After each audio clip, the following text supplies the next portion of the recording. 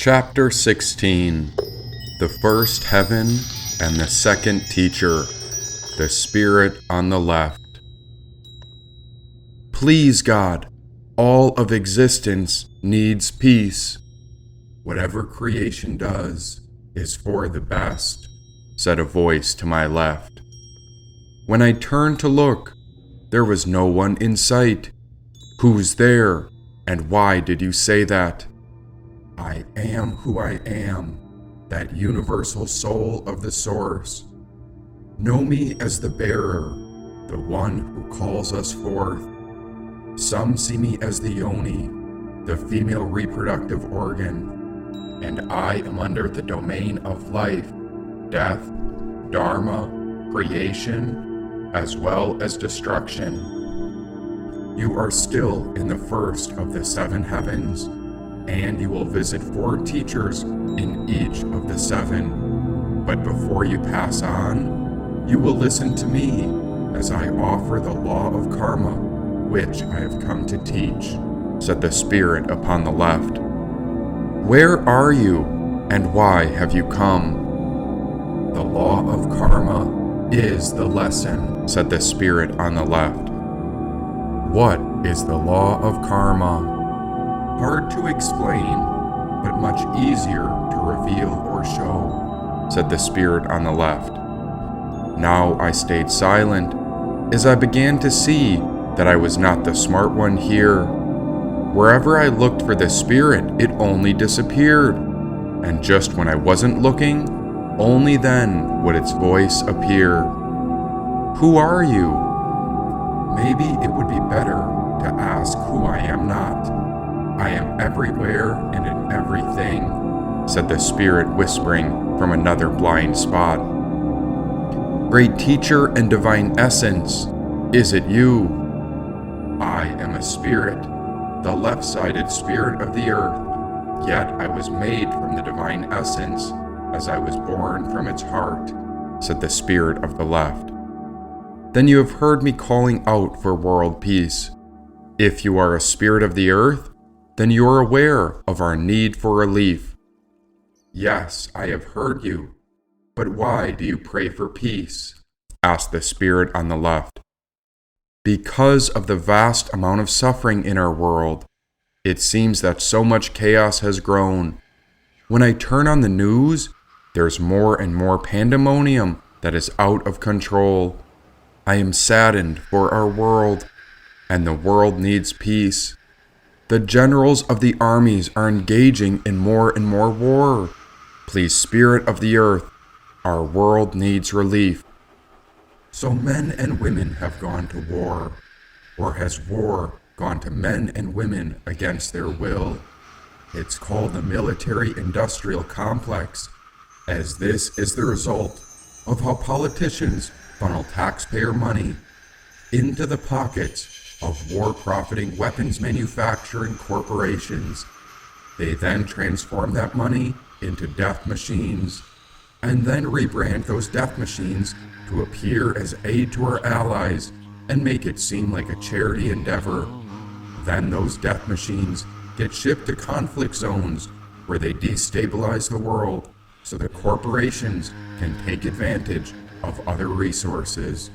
The world's nature seeks balance at all costs, but what will balance such wasteful capitalist environments? And so the law of karma has something to teach us. Whatever we do will always come back to us, said the Spirit on the left. But there must be something we can do. There must be a way this can be fixed. If this violence and war continues, then the suffering will only persist.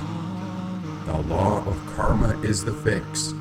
It's the way all ordeals can heal.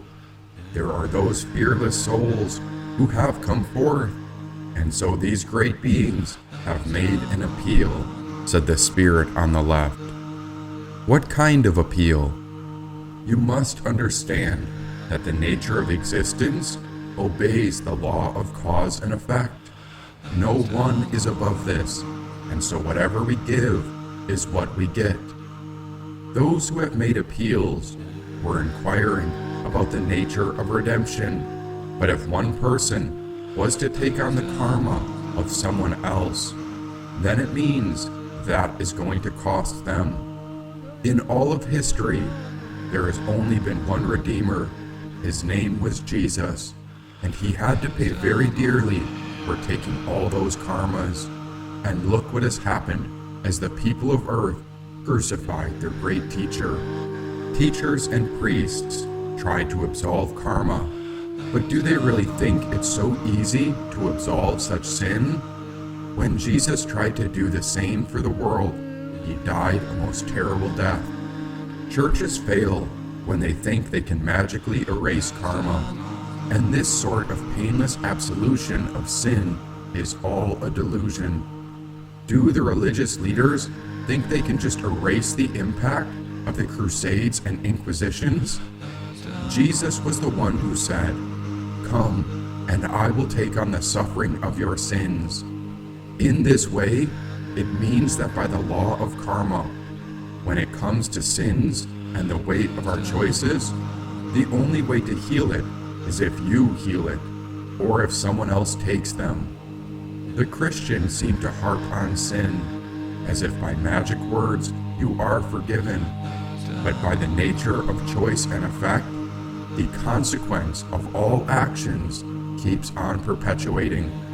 Jesus said, "Give your sins to me, and I will wipe the slate clean.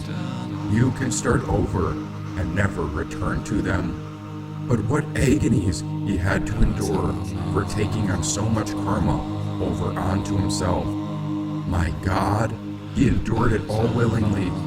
Not even Krishna did what Jesus did. And that is why I will always love Jesus, the great King. How deep was Jesus' clarity to sustain him throughout his passion? Didn't Jesus die on the cross to teach us to bear each other's karma in the same way he bore ours? Even if only to a reduced degree. After all, if you love your neighbor as you love yourself, and if everyone is an emanation of God, then you are ultimately me. And when I take on your karmas, I am effectively helping you and I both get free. This is precisely what so many Christian saints have done.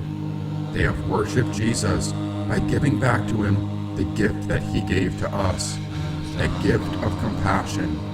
That is the lesson of Jesus' crucifixion.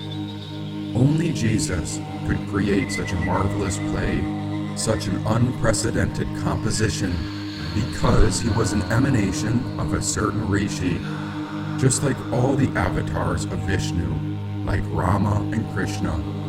In fact, Jesus and Krishna emanated from the same rishi, but look at the difference. Krishna of India was Gopala, the protector of cows, and Gopala also means he who restrains his senses, where on the other hand, Jesus was the good shepherd. And why was Jesus a shepherd? Because of the sheep mentality of most people. Like sheep, people easily became lost in the confusion of the world. That's why these souls needed protection. Only Jesus was prepared to go out into the wilderness and help them. This is why there is little need for intelligence in Jesus' religion, which is one of pure love. In fact, you can actually hamper your spiritual progress with Jesus if you use your intelligence. You simply have to be ready to follow wherever Jesus leads you. In perfect faith, you follow him so you never go astray, said the spirit on the left. When I hear you say this, I believe that the power of creation grants us more than one way. But can you explain the paths to God? What exactly are you trying to say? Repay, said the spirit to the left. Repay? Yes, indeed. Repaying what you owe is how the soul gets freed. Because if you are living on the earth, it means we have karma that has accrued from a past birth. It's all based upon the level of the soul and what your soul has been through. Christians may call this original sin, but that is not quite true. The nature of the soul is spiritual, and so the essence is not material. It goes beyond the earth, either higher or lower, since the nature of the formless soul is empty as it is ethereal. The reason I don't like the idea of original sin is because it gives the impression that our soul is impure and we should be filled with shame. You were not born imperfect, but rather we are born to illuminate the spiritual potential within, and so that is our highest aim. Our karmas are the deeds of our past experiences. You could think of it as the reasons or consequences for our births. Our work then becomes a type of dance to move through these actions, which are called karmas, and this all makes up our present position upon the earth. Now, some may not believe in the law of karma, and they may not believe that their current life is based upon past actions. But when we look at the soul within, we see that even if we don't believe in the law of karma, we are the only one who can work with our present situation and take on responsibility. So here we all are, and we seem to be in different situations or dilemmas. Some of us may feel as if we're trapped in hell, while others may feel like they're living in heaven. No matter what someone's individual belief is on the law of karma, the fact is that we all have our own present position. So whether we view that as a problem or a blessing, we all know, but we alone have the freedom of choice to choose how we'll navigate this life. And so whatever we do has an equal and opposite reaction. If we don't like where our life is at, then we must change something.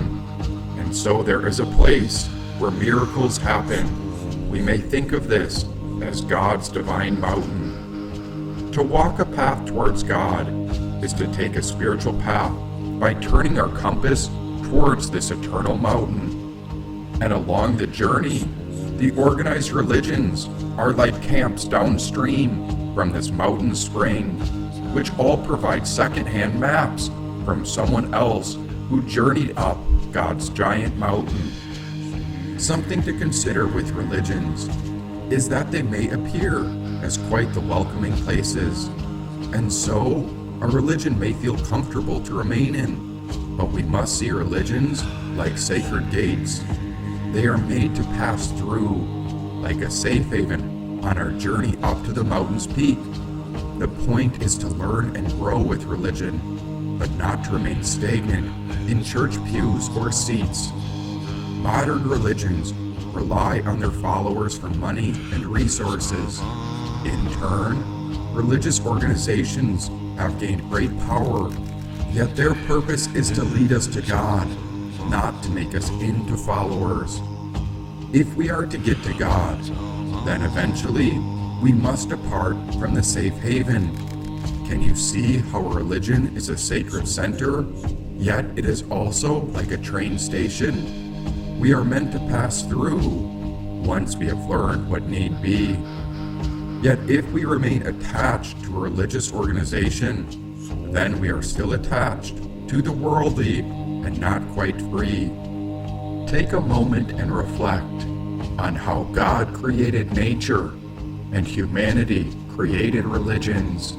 We must transcend the ideas that humans have created to unite with the essence of all creation.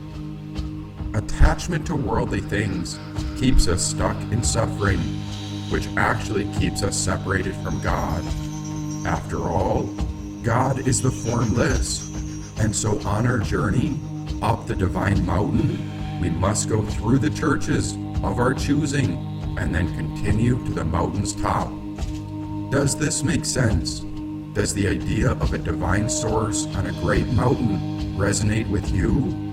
And so a question I have is, what does climbing up a giant mountain to a sacred stream actually do? Asked the spirit to the left. Might someone climb the mountain to get to the top and see the view? Possibly, but climbing up such a divine mountain does something very exquisite to you. The journey deals with healing our karmas, and so the top of the mountain could be thought of as the fountain of youth. It is a place where our past actions are cleansed, and so when we touch this healing source, we are no longer confused. It is the ultimate union with God, and so it is a direct experience where we discover the absolute truth. If you could climb such a mountain, then you could come down and lead others back up to the top. In essence, you would be like a reliable ferryman, guide, and Sherpa who could direct us back to God. These beings have touched the source, and instead of staying at the sacred stream, they come back, and so they may speak about what they have seen, all in an effort to show other souls the way up, so the rest of us don't get lost in life's mysterious dream. These paths up the divine mountain are the motivation behind every religion, and so all guides are right to some degree. That means Jesus, Krishna, Moses, Muhammad, Buddha, Rama, and all the other prophets found God at the top. Then they came back to lead us home so that we too could be free. They have touched the healing waters, of course, and then they spread their experience back to the common humans. And in every age, the guides and guardians come back. Yes, they come back again and again. Yet the common man and woman may not understand such a journey, since the lower camps and cities below a mountain have what the physical body needs. But what the common people forget is that when we only focus on our physical survival, the human beings have been known to fall into habits of material greed. The material man has used the sacred teachings to keep people trapped as their followers or even slaves. And so this time, the revelation comes again as God whispers, "Time to repay," said the spirit to the left. How much time do we have left to repay? Not much. And that's why this time the message is rather urgent. So far 9 avatars have come into form, and so there's one last incarnation. What this means is that it is the time, the revelation of change. In this situation, the karma comes back rather quickly because the choices, effects, and consequences of the past must be repaid, said the spirit to the left. And what happens during the revelation of change? You know the source atop the mountain called God? Well, the pathways shift and reframe. Imagine if you created a great play, call it a leela or a dance. For ages and eons, the source of healing and bliss has been in the same place. But how long does anything last? Not to say the source of God will disappear, yet in time, all things change.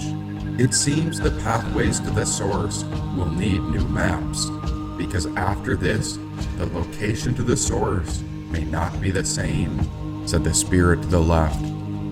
Why would it change? How many times can God send down beings to guide us? How many times can humanity fail to listen? How many times will martyrs be slain again and again?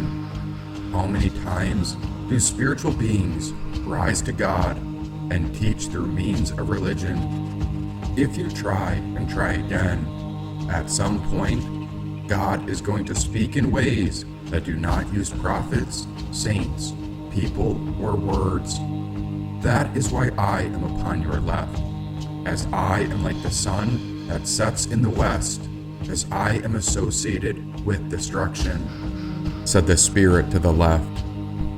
You speak of destruction, and I am not sure if I'm ready and willing to listen. How on earth would God allow something like this to come to fruition? In the Eastern world, they call it Prakriti Siddhi, and all that means is power of nature. It's a realignment of all things in heaven and on earth. In India, where Krishna was born, there is a secret power of Krishna's, which is difficult to do, but is doable. It relates to the mastery over the mundane world, since Krishna is an incarnation of Vishnu. This power is impossible for ordinary beings, yet it illuminates Krishna's ascendancy in the spiritual world. Being beyond both the spiritual and the mundane, this power is inconceivable to normal humans. It could be thought that this power takes place in the astral world, the power of the mind and subjective reality. And so an incarnation like Krishna has power in all three realms, the mundane, spiritual, and astral cities. Prakriti Siddhi, or the power of nature, is in the realm beyond the spiritual and material, which seems impossible but also unimaginable. And this power is the ability to change the innate nature of any part of that which is universal. This means there is a power to alter the consciousness of any being in the universe. When we talk about fate, we are talking about Prakriti Siddhi, and this is very deep, so I urge you to think about it carefully. Fate is an ethereal being who knows and uses the highest of all cities or powers. This is the only way one can do this work, said the spirit of the left. How? This is where the planets come in. Prakriti Siddhi has a connection to Saturn, which is used to change someone's inner nature, your Prakriti, to force you to experience your karmas, good or bad alike, whether you want to or not. And Saturn, who also represents the force of your karmas, can affect anyone who has not conquered their Prakriti, which could be all the people of Earth. On top of that, there is the planet named Pluto, and it is the rock of transformation, death, and rebirth. So now you know what little Pluto can do, said the spirit to the left. It took a minute to digest this, because it was not what I hoped to hear. Why would destruction be needed? And so I felt a great onset of sadness and fear. Feel what you feel, but you cannot change what's coming. The old ways come to a close, as there was also a time when God summoned nature to undertake a great flooding. It happens again and again, but the ego always wants control. This is what happened in the biblical book of Exodus, when God led Moses out of Egypt and away from a corrupt Pharaoh. There are many such pharaohs in today's world, and we can find them all over the globe. It seems if you want to be in politics, you have to be willing to stab someone in the back, and once a leader gets power, they are ruthless with the laws they impose. Many leaders are consumed with ego, and they do not always do what's best for the people, the world, or the nation. Are any of them ready for what's ahead? And isn't it odd how everyone knows that God is the giver of life, but how come they never seem to remember that God is also the giver of death? In Exodus, Moses found God as the destroyer, and some prefer to say that God sent an angel of death. And so we are facing the time again. It is the Great Reset, said the spirit to the left. To hear such news and feel nothing would mean you are far from human. And so for the entire day, I was overtaken by an intense depression. How could this happen? All I wanted to do was help our world heal and usher the world into a time of freedom and peace. Let go of the idea of trying to change things or to take on the suffering of the world. The nature of karma must run its course. Why it creates danger by trying to act in reverse. said the spirit to the left. "But I feel as if the world has been cursed. And why do you deliver this message to me? I did not ask for this. I do not wish for death to come, but rather I wish for world peace." That is precisely why we have been called, for the Holy Spirit has found a channel for its plan. If not for such words to be spread to others, then hope would seem to abandon the fellow woman and man. Believe me when I say that in time there will be peace, but first the world will repay, and so the rate at which this happens will increase, said the spirit on the left. But I am not smart enough to understand this. I do not know why you come to me. The world is suffering, and so I beg you for relief. In a world filled with fate, the Supreme Soul is covered in strange costumes. Wise souls and the wild flowers speak the same truth. Only natural life knows how to bloom. Your duty is not one of supreme intellect or wit. This has nothing to do with generating money or running a business, but rather who was willing to empty themselves, and that is how you were delivered to us, said the spirit upon the left. Us? What do you mean us? Hush. Soon you will meet the other spirits, and there is a very important reason that we came to you. Our decision to find you was based upon what you were willing to do, said the spirit on the left. From what I could understand, the spirit came out from within me, and there I felt it in my entire left side when it rose through my head and projected a new vision into this reality. Spirit rarely speaks in words, but rather we respond to action. And although you may think my means of destruction is ruthless, everything I have ever done was conducted out of great compassion. Look from my eyes and tell me what you see. Come stand in my shoes when we met and see what it is like to be me, said the spirit upon my left. In this vision, I saw the spirit approaching from afar, and instead of words, my actions spoke. So many layers of my old self faded away when the Supreme Soul within awoke. Upon this awakening, I held up a symbolic vessel and offered it up, even though it was empty. You emptied yourself to make space, and by becoming empty, you found the only way that one can accept me, said the spirit on the left. Why, it felt as if my life was lost in a labyrinth, and I'd always done my best to find the way out, but my soul had been trapped by the ego, and that ego could never seem to find the right route. There was a time of emptying, when we handed it over to the soul. It was all done in an effort to find out where we are meant to go, and so we must realize that this journey would cost something. I suppose emptying was like an offering of the ego. Even after I thought I gave up control, I kept forgetting about the nature of my ego, and so a spirit seemed to direct me in odd ways. Often it felt like a formless spirit was tugging on my soul. It watched everything I did, and it was with me everywhere I went. Rarely did I ever know it was watching, but it would reveal secrets when I dreamt.